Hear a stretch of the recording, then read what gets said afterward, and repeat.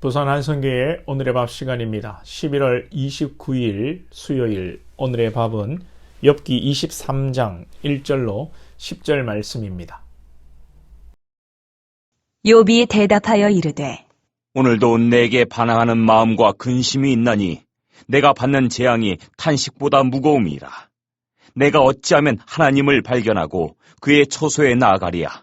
어찌하면 그 앞에서 내가 호소하며 변론할 말을 내 입에 채우고 내게 대답하시는 말씀을 내가 알며 내게 이르시는 것을 내가 깨달으리야.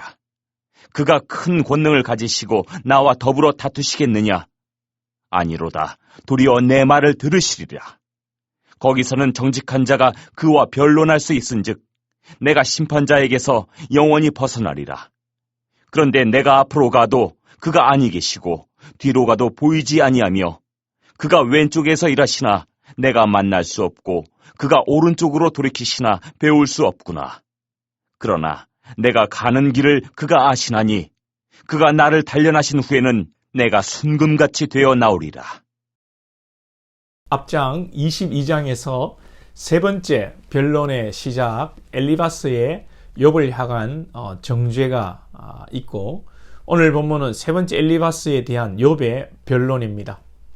3절에 보시면 내가 어찌하면 하나님을 발견하고 그의 처소에 나아가랴. 욥은 지금 극심한 물심양면의 어떤 고통, 영적 고통을 겪고 있습니다. 자녀를 잃고 물질을 잃고 건강을 잃고 참 이것도 고통이지만 더 고통은 영적으로 심적으로 해결되지 않고 이해가 되지 않는 이 상황이 욥에게는 고통이죠.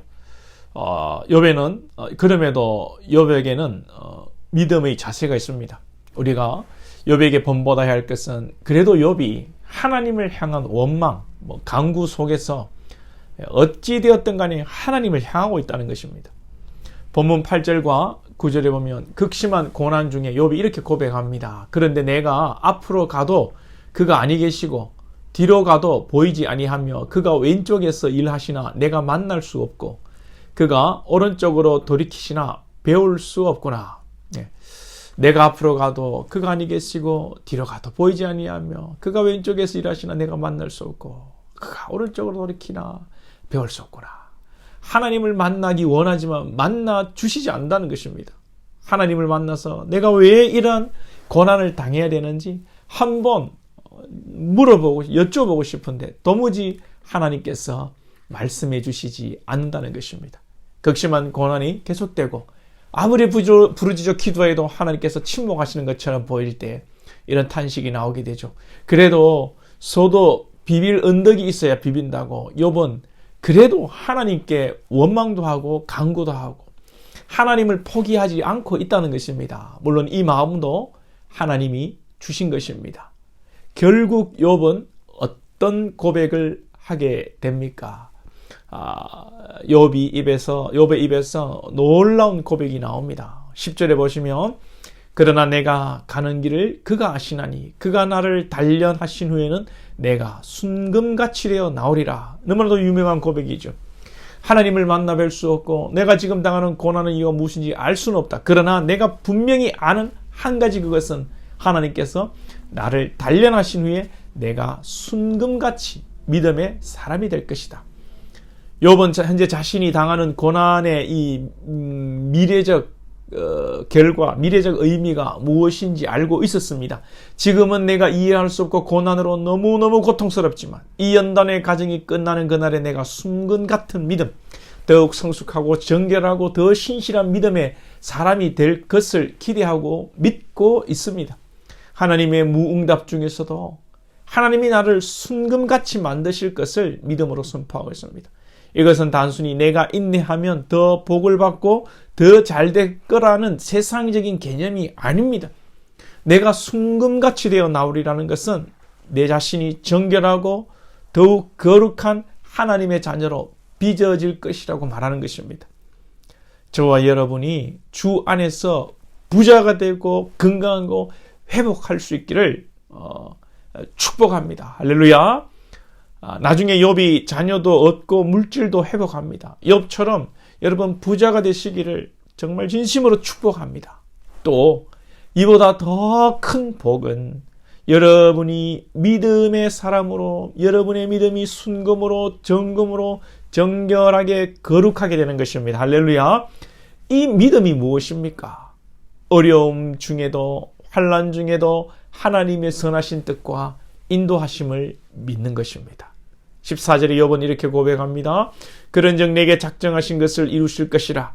이런 일이 그에게 많이 있느니라.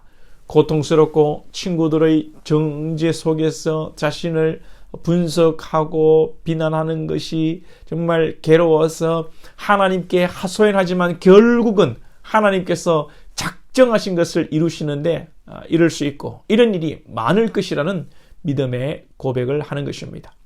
로마서 8장 18절 생각건대 현재의 고난은 장차 우리에게 나타날 영광과 좋기 비교할 수 없도다. 바울의 고백이죠. 현재 자신이 당하는 고난에 대한 미래적 의미가 무엇인지 알기 때문에 이런 고백을 할 수 있는 것입니다. 그리스도를 위하여 그리스도와 함께 당하는 고난은 장차 영광이 주어진다는 것을 알고 있었기 때문에 바울은 이런 고백을 합니다. 내가 당하는 고난은 그 고난을 통해서만 알 수 있는 교훈과 그 고난을 통해서만 얻을 수 있는 축복이 있기 때문에 하나님께서 주신다는 것이죠. 예레미야가 3장 33절에 주께서 인생으로 고생하게 하시며 근심하게 하심은 본심이 아니시로다. 하나님의 목적은 지금 여러분이 받는 고난이 아닙니다. 하나님께서는 이 과정을 통하여 목적적인 천국을 우리에게 주시고 인도하시는 것입니다.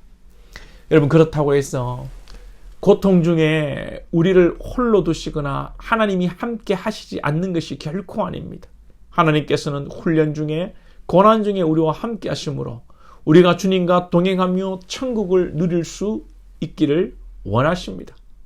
믿음으로 고난의 터널을 지나는 자는 분명히 하나님과 함께 손을 잡고 지날 것이고, 믿음이 없는 자는 불평과 함께 사탄의 손을 잡고 고난이라는 터널을 지나는 것입니다.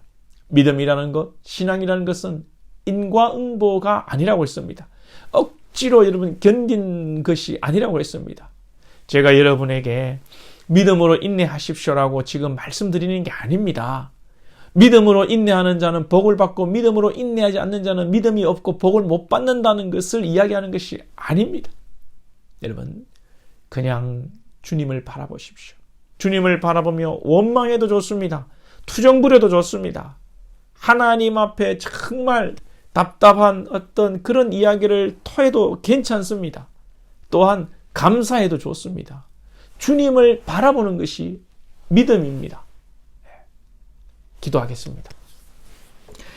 하나님 아버지, 우리는 늘 인과응보로 오늘도 믿음으로 하나님께 복을 받고, 내가 병이 들고 어려움을 겪는 것은 내가 믿음 생활 잘 못하기 때문이라고 나를 기준으로 모든 것을 평가하고 또 평가받기도 합니다. 주님, 우리 사랑하는 권속들에게 이 인간 중심적인 생각이 물러가게 하시고 오직 모든 것이 하나님의 은혜로 되어지는 줄 알고 환난 속에서도 오직 주님만을 바라보는 믿음을 주옵소서.